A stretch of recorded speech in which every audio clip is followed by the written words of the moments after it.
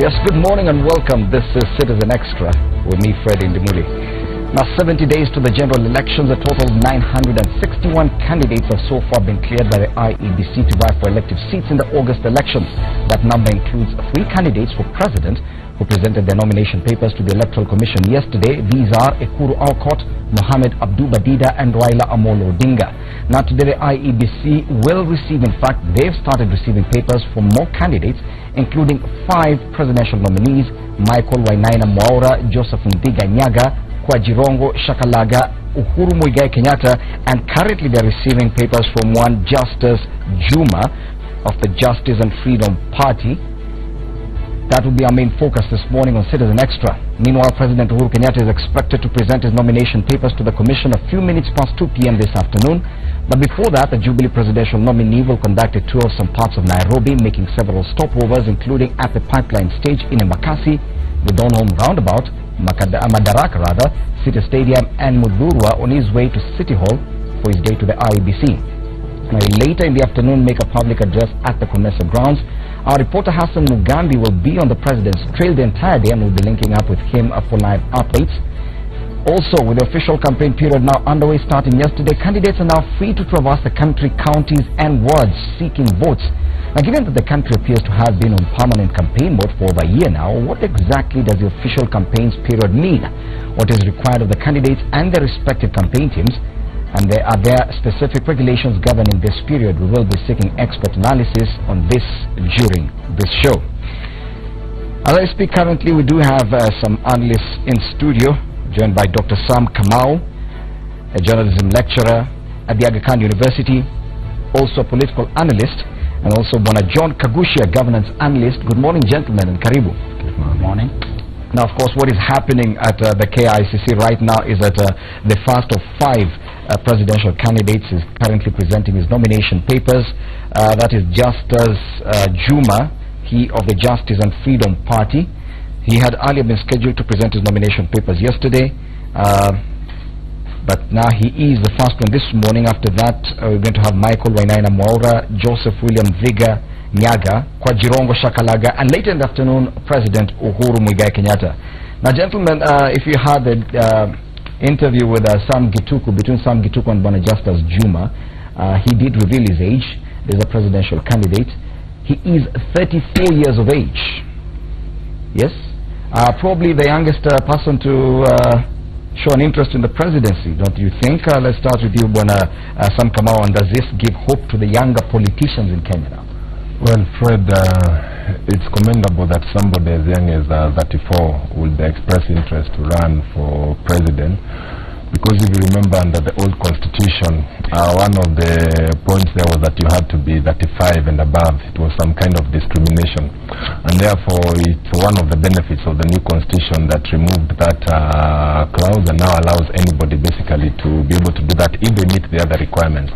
So on one side, of course, it's a good thing, it's a positive thing for young people, but of course my view is that a good number of the people who have shown interest, maybe some of them just want to make a point, it's an interest, show interest, and maybe get known, or at least have a platform, sharing platform with other key presidential candidates. But of course, if you look at it, it's still a 2-horse race if you think about it, but congratulations to him.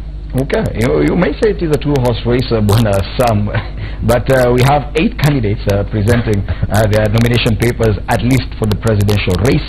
3 of them did that yesterday: Ekuru Aukot of Third Way Alliance, Mohamed Abdu Badida of Alliance for Real Change, and Raila Amolo Odinga of the Orange Democratic Movement. Now we have these others, including 2 independent candidates. Those are Joseph Ndiga Nyaga and Michael Mwaura. They'll be presenting their papers later today as well. But now, Bwana John Kagushia, do you agree with Bwana Sam Kamau that it is simply a 2-horse race? But either way, it does make something interesting to see these other individuals who are keen on leading this country. Fred, you know, it's interesting that I actually did not know on a light touch that Jirongo is also called a Chakalaga. Interesting. What the official name as captured by IEBC is Jirongo Shakalaga. You know, I want to quote one Lupita Nyong'o while giving her, I think, acceptance speech to the award. said that it is clear that no matter where one comes from or who they are, their dreams are valid.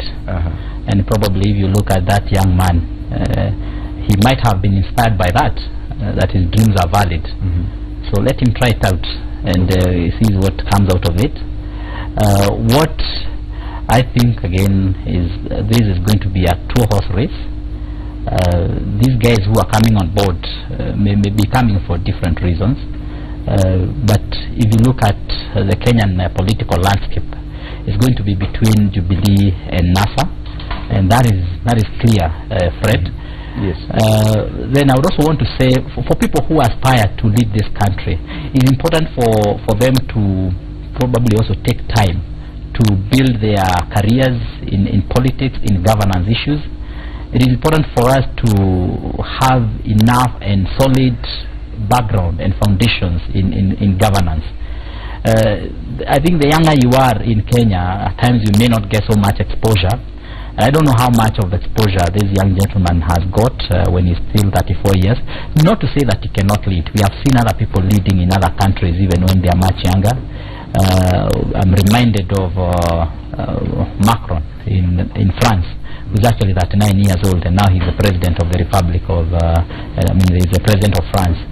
So it is possible for you to lead even when you're young, but again, it's important for you to take time to build a career, so that when you come also to governance of a country, then you're also coming in as a person with value. You're adding value to the nation and to the governance of any country. Yes. Yeah. So the way it is as of now, Fred, I want to tell you, as you have asked, is it going to be a two-horse race? Yes, it is going to be a two-horse race, Jubilee versus NASA.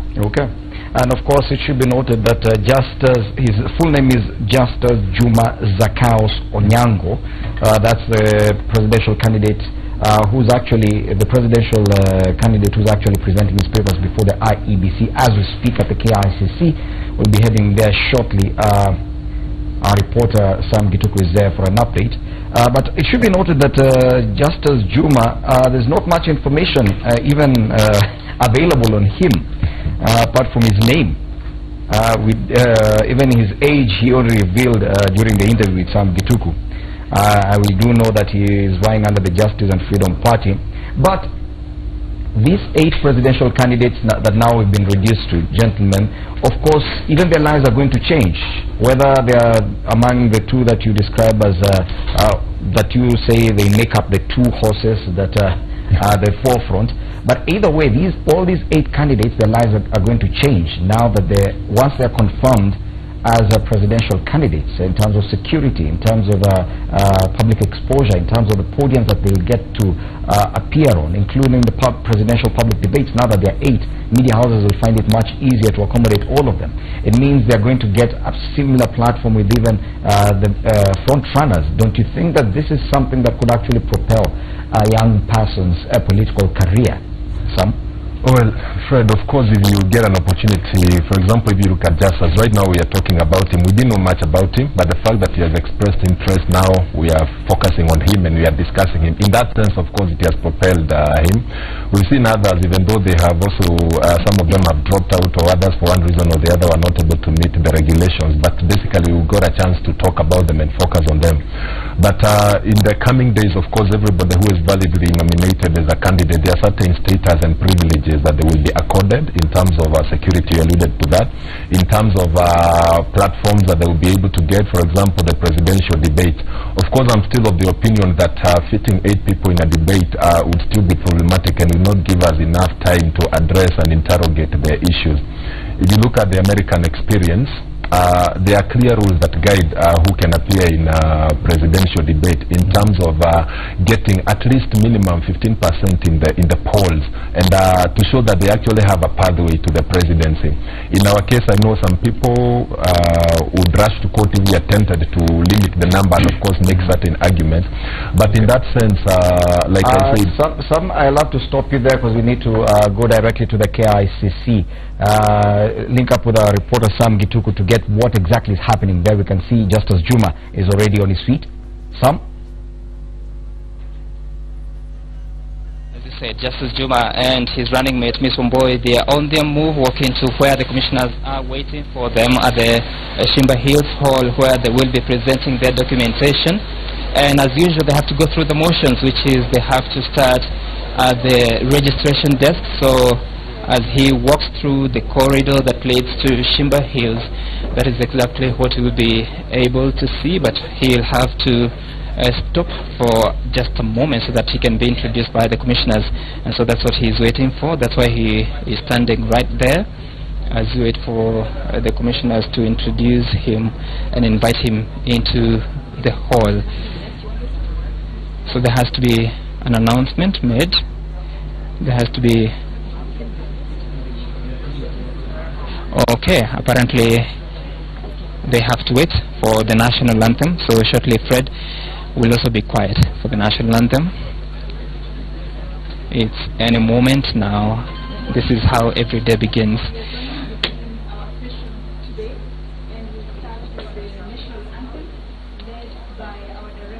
And so there goes the national anthem.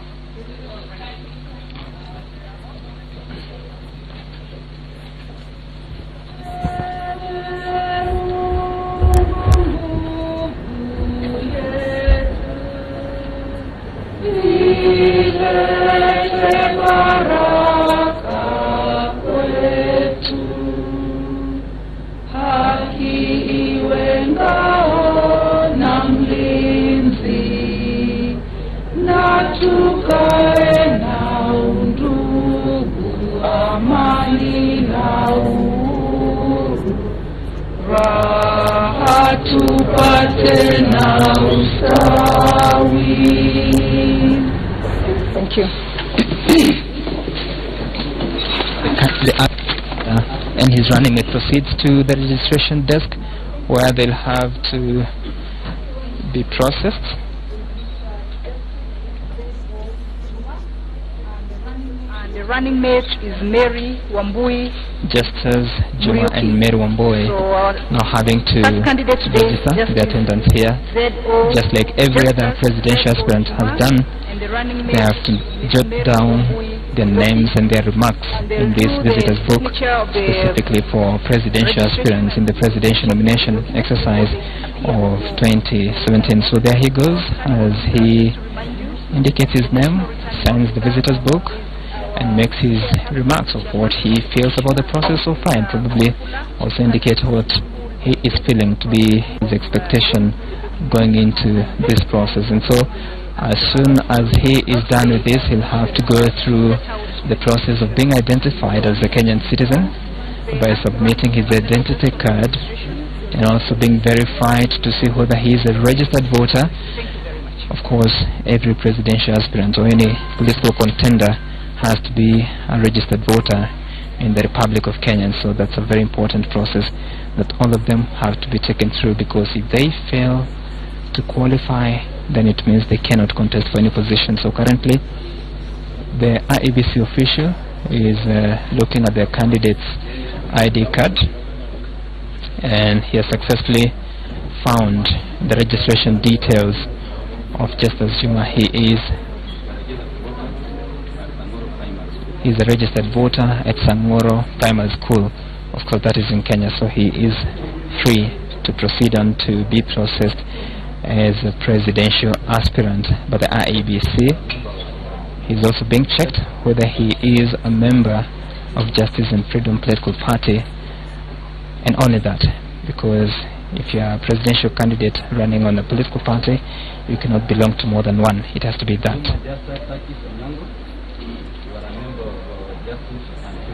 And the IEBC official just confirmed that Justice Juma is a member of the Justice and Freedom Political Party. Now is the turn for Mary Wambui to have her details checked. She is the running mate, as she indicated a few minutes ago.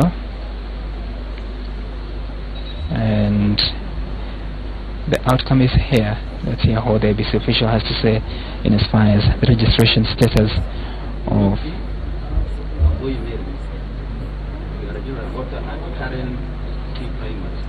and Mary Wambui is a registered voter at Karen C Primary School.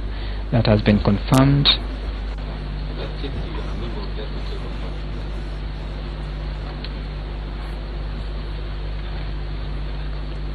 And so currently they're also confirming whether she is a registered voter, or rather a registered member for Justice and Freedom Political Party. And Fred, that has been confirmed. They are both party members of Justice and Freedom Political Party. And so what now happens, they're being handed their documentation that they have presented to IEBC, and that document wallet is what they will be presenting to the IEBC officials, the returning officer of this election, this presidential election, by the name of Wafula Chebukati, who is the IEBC chair. And so that is what Justice Juma is doing. The first time that they are meeting with Wafula Chebukati in matters to do with presidential nomination, the nomination proper. And Fred, this is quite a lean team compared to what we experienced yesterday from the other parties. For instance, the ODM, all their troops were here. But maybe you may argue that they have 4 political parties within the National Super Alliance, but here it's just one party, a new party that was registered in February this year, as we were told by the running mate of Justice Juma by the name Mary Wamboi. So the process begins. Let's hear what the IEBC chair will have to say in as far as this documentation is concerned. So we shall look at your papers and then give us a moment. And Fred, I'm not sure you can hear what the chair is saying, but essentially what he has indicated, he just told Juma and Wamboi that he is going to look at their documentation to see if everything is in order, after which they'll make a determination. But as I said earlier, there were issues with the primary IEBC officials. They were saying that some of the certificates are missing crucial signatures. We'll wait to see the ultimate determination from the IEBC officials on whether Juma and Wamboi will be cleared, or they'll have to rectify a few things, or they'll have to be disqualified. Those are the 3 options. You're either cleared, or you're given some more time to make sure that you meet the requirements, or you're disqualified and your dream comes to an end of being an aspirant or even a candidate. But we cannot make that ruling or that decision until the IEBC chair himself, the returning officer in this election, makes that determination. Of course, just like yesterday, the IEBC officials, the IEBC commissioners, the 7 of them, will have to satisfy themselves with the documentation that has been presented here. And currently, Nkada Maina, the vice chair, is noting down some of her findings. Next to her is the chair, Wafula Chebukati. Currently they're looking at the check. Every candidate is supposed to pay 200,000 shillings to be nominated, but just as being a youth, he might be considered to pay 100,000 shillings. He tells us that he's yet to be 35, and according to the constitution and the laws of Kenya, a youth is anyone who is 35 and below. So we'll wait to hear the determination from IEBC in as far as compliance and those matters is concerned.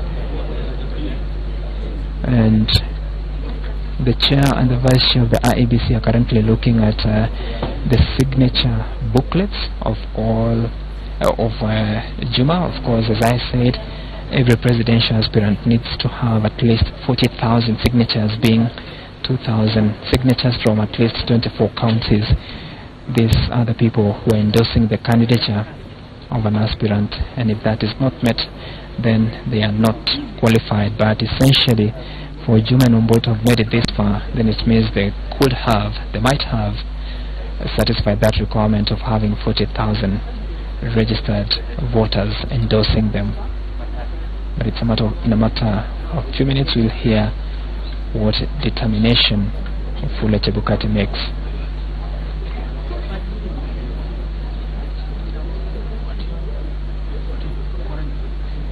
You can see the chair and justice conferring. We don't know what they're saying, but it seems like it's about the signatures that they have here.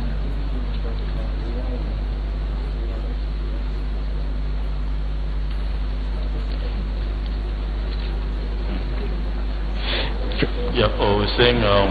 so the chair is speaking. Let's hear what he is saying. I just wanted to alert you of that.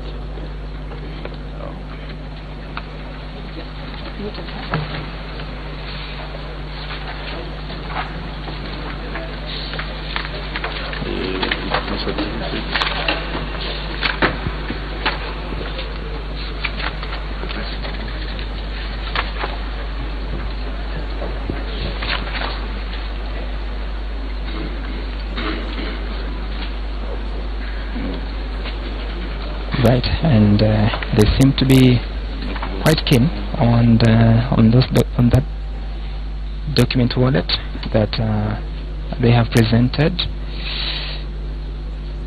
IBC Chair Wafula Chebukati and the Vice Chair Nkadha Maina are still assessing what is contained in those documents, and then later on make a determination of what they think should be the status for Justice Juma and his running mate Mary Wambui.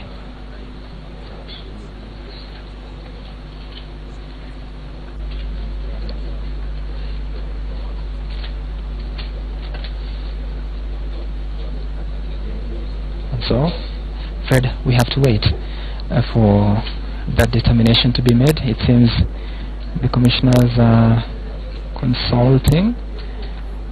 They are looking for a report from some of the other IBC officials.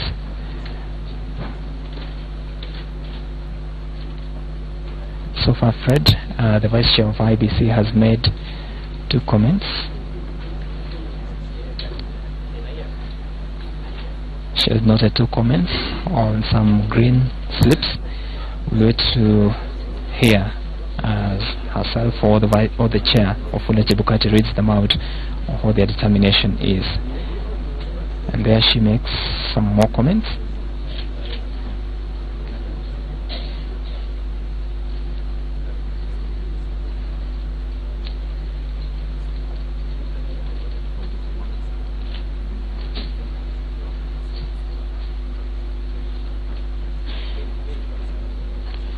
The last time we saw such kind of scrutiny was when they were processing the candidature of Alliance for Real Change political party candidate now, Abdu Badida.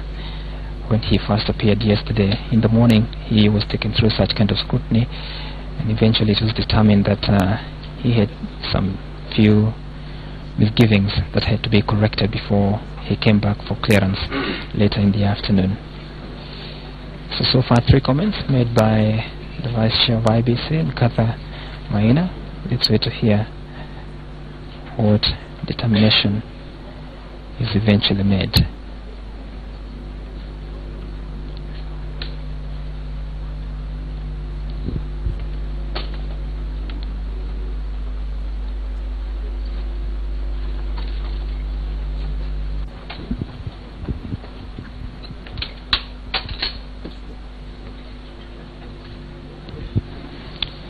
And Fred, the process continues.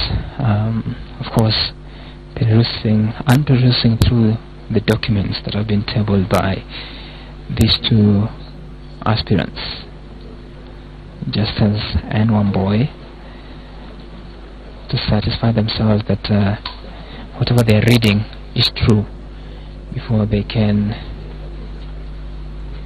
announce their decision on whether to clear the pair or to send them back or to disqualify them.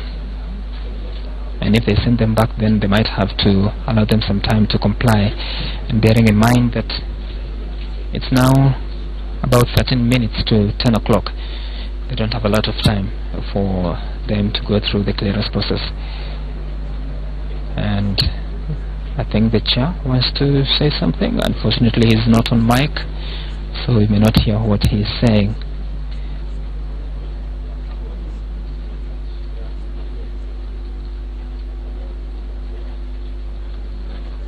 It's what seems to be a concern from the commissioners themselves with the academic certification that they have provided here.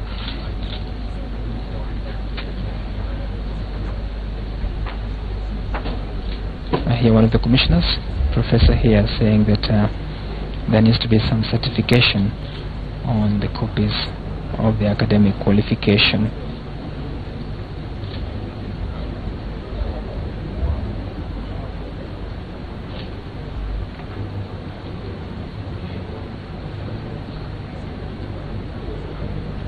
So if I can see 4 comments jotted down by the IBC Vice Chair, seems like it's going to be a litany of comments emanating from this entire process.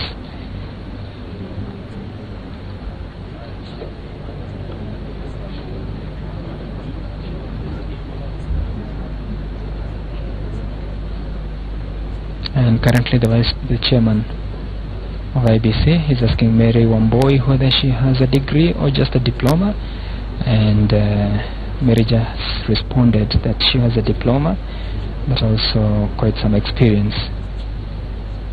Then Chebukati retorted that from the documentation it seems like she only has a diploma. So if she doesn't have a degree, then that is automatic disqualification. Let's listen into what the chair has to say. I can see Justice explaining something to the chair. I don't know what it is. Ours is to wait and hear the pronouncement from the IBC officials.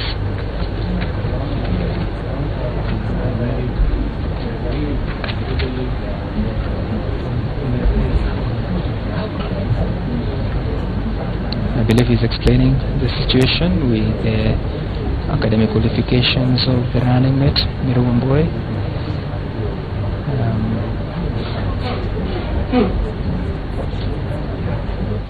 But again, as I said, we have to wait for the pronouncement, which should be coming through any moment from now.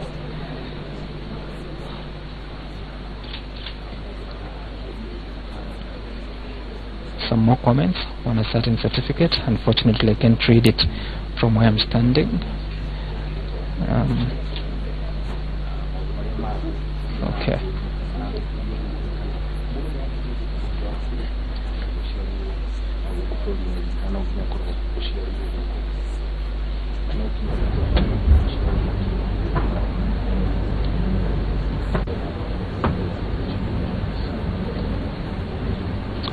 Fred, it's a matter of waiting until that determination can be made, but all the indications show that everything is not well.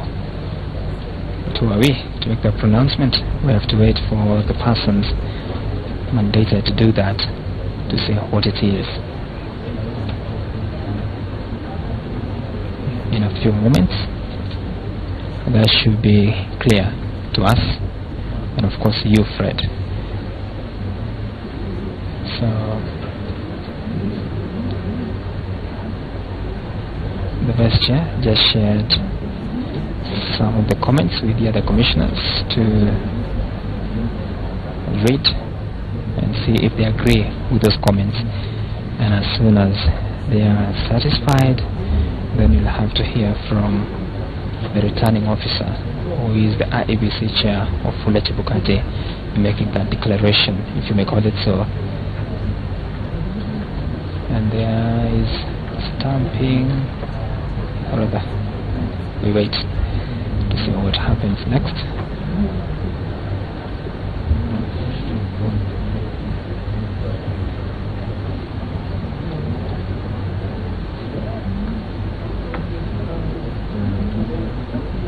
Of course, the two aspirants patiently waiting to hear what happens to their fate. A very important occasion for them.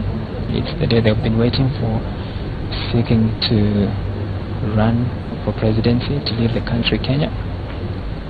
Will their dream come true, or will they be referred back? Is it the end? I also don't know, but we're waiting to hear from the commissioners themselves.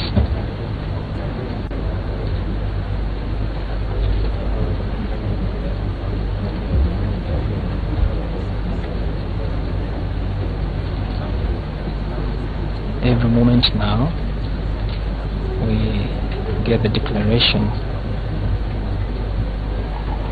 from the IEBC chair.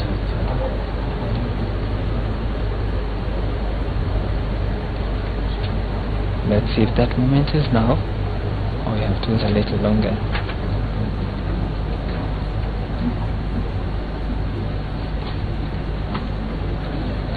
Of course, right through this process, the aspirants are also supposed to table how their schedule of campaigning looks like. Let's hear the pronouncement from Wafula.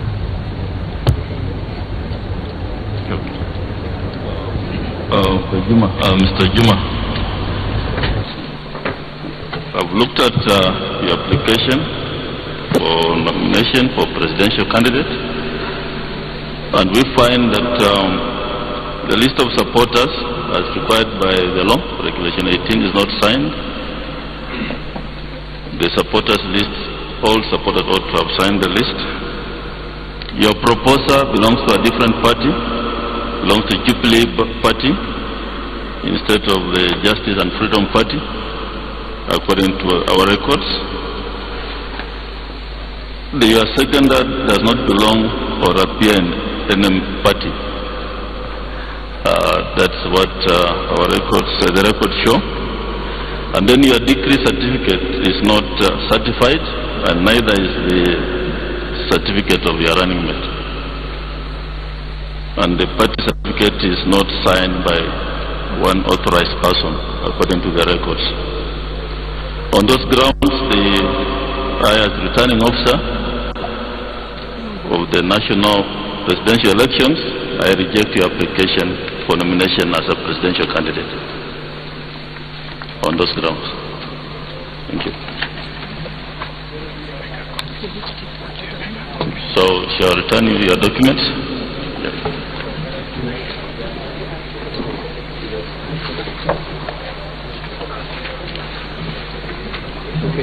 Yeah.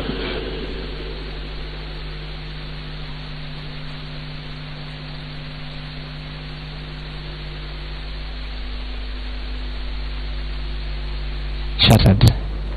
They cannot proceed from there on the grounds that the degree certificates have not been certified. The copies of the degree certificates have not been certified. Their list of signatures of supporters have not been signed. They need to be signed. The 40,000 supporters have to have signed that list. They also haven't provided the required running mates or other proposers. They say that the proposer of Justice Juma belongs to a political party by the name Jubilee instead of Justice and Freedom. Let's see if we can talk to him. All right, thank you, Justice, and you're live on Citizen TV. First of all, what is your feeling about the rejection of your papers by the IEBC returning officer? Well, there are other technical issues. Just notice you can never get ready enough. So they've given us up to 4 o'clock. We'll have to repolish and find out what went wrong where. Because until we came here, we knew we were fully ready. But the technical issues that needs to be addressed. Yeah. From what the returning officer of Wafula Chebukati indicated is that your signatures of supporters have not been signed, 40,000 of them. How possible is it for you to have them signed between now and 4 o'clock? Well, there is based on the provision, these are some of the IEBC technicalities. They brought the forms for registration very late, like somebody like me was receiving them 2 weeks from now. 2 weeks to date, and we had appealed and made that in our consultative meetings with the Commission on the alternative, and they allowed us to print them on Excel sheet, and the ones that we printed on Excel sheets were in the format that we provided. So those are the things we need to appeal on, and then make sure that we don't deny Kenya the opportunity we are representing. But do you have the signatures anywhere? Well, you collect the signatures and you make them available. So that you had to reprint them in the order that they advised. So we had to go back to our source and make sure we provide to them what they need. What is the next step as soon as you leave the IEBC officials here today? I'll be back before 4 just to make sure that I fulfill the requirements that they're asking me. Yes. But something else, they say that your proposal is from the Jubilee Party and your second is not from your political party. How did you have this happening? Until now, before we came here, they were all fully duly registered. My seconder is a secretariat in my office who registers everybody. She couldn't have registered everybody and not register herself. So those are what we need to know, where the technicalities emanated from, and I think they are correctable. Yes. Are you disappointed? Well, so far, such journeys, they have those challenges. But do you stop because there are challenges? You keep moving. You get more strengthened when there are challenges than when there are none. So we'll be complying with them. I think if you allow us, we can just go immediately and see how to comply with the things they're requiring. All right. Yes.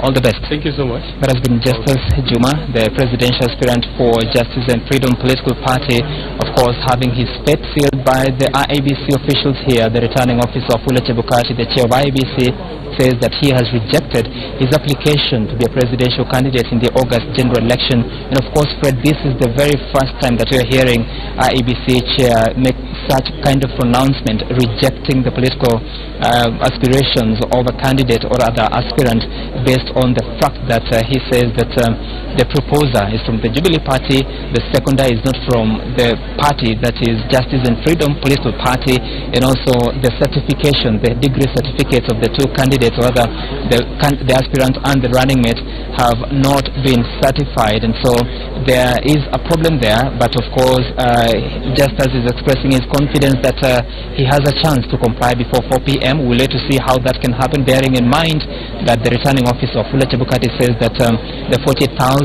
signatures contained in that booklet that has been printed out by this party, they have to carry the signatures of the particular persons who have endorsed him. So how possible is it for Juma and his team to go throughout 24 counties to get the signatures of 2,000 people from every county? I don't know how possible that is, but we'll wait to see. As soon as 4 p.m. Gets us here, we'll wait to see if justice will come back. Juma will come back to chase his dream. But as it stands now, it's a tough road for Justice, and so as he leaves, it's an expectation to see if he can resuscitate his dream. Of course, when he spoke to him earlier, he had indicated of how confident he was that they were going to make it this time round, saying that at the age of 35, he is confident that it is time for a young president. But now that seems not very easy for them. We'll wait to see again, to see if they can rise up from the ashes that now befall them rather. And so there he is. He makes his exit out of the KICC, and as he goes, he says that when I asked him whether he is disappointed, he said that this happens every other time in life, and so it is not a moment for them to cry foul or really say that they are disappointed or to give up in life. He says that he'll continue to push on and see if he can resuscitate that dream. So he makes his way out. Of course, next to him on his left is his proposer, who the IEBC officials are saying that is from the Jubilee Party. And so there they go. I think we have to let them go. They also deserve that moment to go and consult amongst themselves so that they can decide on what to do. As they go, the hope that they have is that they will return through the same door and chase after their dreams. But for now, Fred, I think we have to go back to where the IEBC commissioners are. Of course, we're expecting to hear from Erastus Nyamera, who is the next presidential aspirant scheduled to appear before the IEBC commission. After Erastus Nyamera, there will be Michael Wainaina. After Michael Wainaina, there's a gentleman called Kwa Jirongo. That is Cyrus Jirongo of the UDP, United Democratic Party. He will also be expected to present his papers, and after that there will be Uhuru Kenyatta, who will be making his way. Of course, he has a series of rallies, or rather road trips. Do you call them so? No, I don't think so. I think we call them stopovers across town. He will be making his way to the KICC at about 2 o'clock, between 2 o'clock and 2:30, to present his papers. So I think this is where we leave you, so that we can go ahead and focus on what more we can find from the other aspirants and of course the IEBC commissioners. For now, back to you, Fred. Thank you, Sam. Good job, Sam, the KICC, giving us an update, a step-by-step update of exactly what the candidates have to go through as they present the nomination papers to the IEBC. We just witnessed as Justice Z.O. Juma, he of the Justice and Freedom Party, presented his nomination papers that have been rejected by the IEBC. Bwana Juma now has about 6 hours to do what appears to be an insurmountable task of trying to get all those certificates and signatures in place, and probably, if at all, he still hopes to salvage his ambitions of running for president. Of course, we'll be heading back to the KICC momentarily, where we do understand another candidate will be presenting his nomination papers in a short while. Remember, those lined up today include Michael Wainaina Mwaura, who is an independent candidate, Joseph William Nthega Nyaga, who is also an independent candidate. We also do have Kwajirongo Shakalaga, he of the United Democratic Party, I think is best known as Cyrus Jirongo. President Uhuru Muigai Kenyatta will be I presume one of the last presidential candidates to present his papers. He'll be doing so a few minutes past 2 p.m. this afternoon. Before that, he'll be engaging in a tour of the city, making stopovers in quite a number of places, including Pipeline Stage, that's in Embakasi, the Jogoo Road, Outer Ring Road Junction, that's what was initially known as the Donholm Roundabout, which is currently under construction, Madaraka City Stadium along Jogoo Road, Muthurwa Country Bus, Wakulima Market, Railway Roundabout, Kencom City Hall, later at KICC, where he'll present his nomination papers a few minutes past 2 p.m. and after that he will address a public meeting at the Comesa grounds that's next to the KICC. In studio, we still have Dr. Sam Kamau, political analyst, and John Kagusha, governance analyst. We'll be joined by another analyst in a short while. But gentlemen, you've seen what happened there. We're talking about one of the youngest candidates, or youngest aspirants for the position of president. Lack of preparation, would you say that has something to do with age? Because the IEBC actually held a pre-nomination meeting with all aspirants, including those of the presidency. I'm sure they must have explained some of these requirements there. John Kagusha, do you think this is pure carelessness or lack of preparedness due to age? Because surely, when you're running for president, you should be ready for it. You know, Fred, Justice is my age mate, and I wouldn't want to associate his unpreparedness to age. Indeed, we have a lot of young people who are very well organized, and neither would I say he's disorganized, but I think he's facing some of the challenges which were actually expected. You know, when IEBC asked these candidates to prepare the signatures of about 40,000 supporters who are in their parties, that was definitely going to be a nightmare. You know, logistically speaking, it's also a very costly affair to collect 40,000 signatures around the country. But what has surprised me also is that the person who proposes him actually is in Jubilee Party. So that doesn't look very good on him as a young person also. Now, Fred, you realize that when the new constitution was promulgated in 2010, it gave us very good freedoms and very good fundamentals for our democracy to thrive. And if you look at Article 38, it gives us the political rights, and actually that's where I think a lot of us base their arguments when it comes to issues of politics and their rights in terms of their expression, in terms of what they participate in politically. But again, I think there is need to have some kind of legislation that would ensure that we do not get into an absurd kind of situation, because what would happen this time around? We had about 18 people who are interested to be presidents. What would happen if next general election we have about 50 people who would be interested to become presidents? Are you suggesting that we should have more legislation to actually sift through and reduce the number of candidates, or number of people interested in such a position? Yeah, I think so, because here we are not looking for a cattle dip chairman, we are not looking for a school board chairman, we are looking for the CEO of this country. So there's but surely won't we be going back on the gains that we've actually achieved in those years, if at all we try now to stifle again the political space and rights that Kenya can enjoy, that anyone can vie for presidency? Yeah, we are not talking of stifling any democracy, neither are we saying that anyone cannot vie. We're just saying that the bar must be raised. So that then, if you want to vie, then you need to also to be a little bit more prepared than what we are seeing now. I mean, we don't bring the issues of age capping. No. Yes. We are not going to bring that. But you need to, just the way we have said, for you to vie for the President of the Republic of Kenya, you must be a degree holder. I mean, the same way we are saying you also need to meet certain, certain parameters. We need to raise the bar a little bit so that we do not end up having 50 or 100 interested candidates. But should we have them and they are all meeting the criteria, then at least that would be okay. But there's a way that we can also check that. Let me bring in now Joy Mdivo, governance analyst as well, who's joining us as an analyst on this panel. Good morning, Joy. Karibu sana. Morning, Fred. Of course, we've been watching what has been happening, and we're just talking about some of these people who may not necessarily, it does not look like they are in it to go the long haul. That some of the candidates appear ill-prepared, that probably they did not even pay much attention to this kind of ambition that they have, ending up there with missing signatures, a few problems here and there that surely they should have actually been able to put together.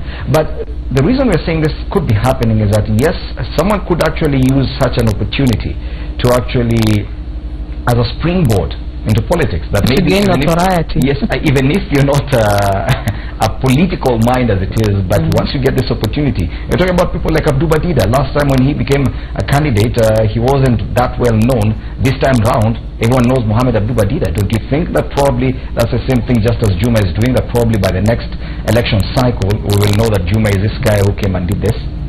Politics is one of those games where you are better off starting small and building up rather than trying to hit at the very top of the tree. Because let's say just perchance you're successful and you run for president and you do your 2 terms, and then what? Are you going to run for MP now or run for MCA? So for a young man, if you want a long career in politics, it would make sense to start small and build yourself up.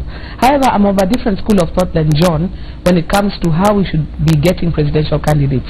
In my opinion, when you have too many criteria or obstacles for the candidates to overcome, then it actually becomes a barrier to access by any member of the public. Because ideally, the office of the presidency should be an aspiration for every Kenyan. We have tried to put some bare minimum basics that we can use to at least get somebody who understands what the office would entail. However, in my opinion, we empowered the political parties more than we empowered the candidates themselves.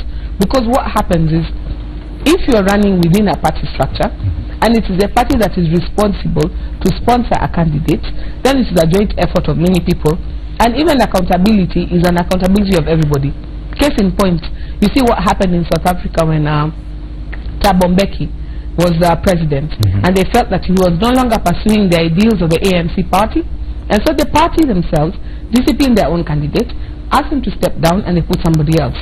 Now in South Africa, of course, the system is different because people don't elect individuals, they elect the party. Now in Kenya, it means that if you are able, for example, to traverse all the counties, to collect all the 2,000 signatures, if you're able to raise the money that IBC is asking for, if you're able to fulfill these conditions, then you can run for president. That means an individual, if he has enough money, can be able to fulfill this. And then you're accountable to nobody. So I think the system needs to be changed, but we need to have more people responsible for who is the president, rather than having an individual decide, I have an ambition and I want to run. Because that's the problem we have now. Like John is saying, if there is a possibility, all factors remaining constant, of having even 50 people standing and running for president, which in my opinion just muddies the waters, does not help the electors. If we can have a way of having the parties responsible for who the candidates are, then the party can be censured in case a candidate doesn't do well, and they can be penalized at the next general election. Then we will be having a natural sifting at that level. Yet we're now facing this new rise in the number of independent candidates. Exactly. We have two of them who will be presenting their nomination papers today. Back to you, Dr. Sam Kamau. Just before we took a break, you were talking about how life is set to change for all these people, all these individuals who are going to present their nomination papers to the IEBC in the race for the presidency.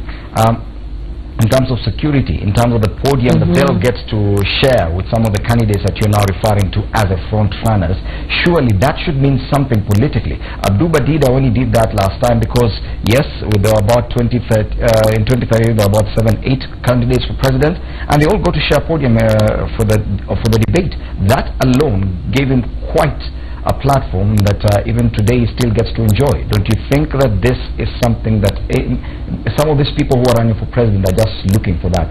Well, Fred, if I could slightly weigh in on the Justas issue, I think what we saw there in terms of unpreparedness on his part basically would arise from mounting a presidential campaign. Of course, requires preparation, and I think those who have structures in terms of campaign structures, team, secretary, that would help you address, because the issues that were raised were very basic. It's not something that somebody cannot overcome, and they knew that these are the requirements. So basically, I think in this whole process, you and I think are qualified to run for president, but then there is a reason why there are certain requirements and the processes that one has to go through to make sure that they're adequately prepared, and they're not just looking for 15 minutes in the spotlight like it has happened to him, but we'll see whether he'll be able to overcome those issues. Now, going back to the earlier question in terms of what you will see with the people who successfully go through the process, their status of course will change, because they have been aspirants and now they'll be validly nominated candidate, and you expect to see their names in the ballot. I think one of the issues, of course, when you talk about security, I think I read that if something was to happen to any of the presidential candidates or their running mate, would definitely affect the election timetable, because we'd actually have to postpone the election. That means then they have to come under significant protection. Of course, they will be in the spotlight. You have mentioned Abduba, who in the previous election found the spotlight during the debate, and I think many people are looking forward, but I think all he did was to bring comical relief in the serious presidential discussions. Of course, I would expect other candidates like Dr. Ekuru, who was cleared yesterday, of course, to help the debate focus more on issues, the specific issues that we need to interrogate. So there's a sense in which, of course, if I got a chance for the entire nation to focus on me like it happened to Justas for about 15 minutes, then it means everybody knows about me, and going forward, people, of course, are right now trying to find out who is this Justas, and perhaps next time, then it could be considered. But we don't want a process. If you look, our constitution has borrowed heavily from the American democracy. The candidates go through a rigorous process and party primaries to make sure that eventually you end up with two people. There are many qualified people who would want to run, but then that process helps sift out jokers, or separates the wheat and the chaff, jokers and those people who are serious and can mount credible campaigns. Okay, let's now take a break. When we return, we'll be trying to get an update from Hassan Mugambi, who's on the president's trail. Hassan Mugambi, of course, is following the president, who's on a tour of the city as he prepares to present his nomination papers to the IEBC later in the afternoon. That, when Citizen Extra returns.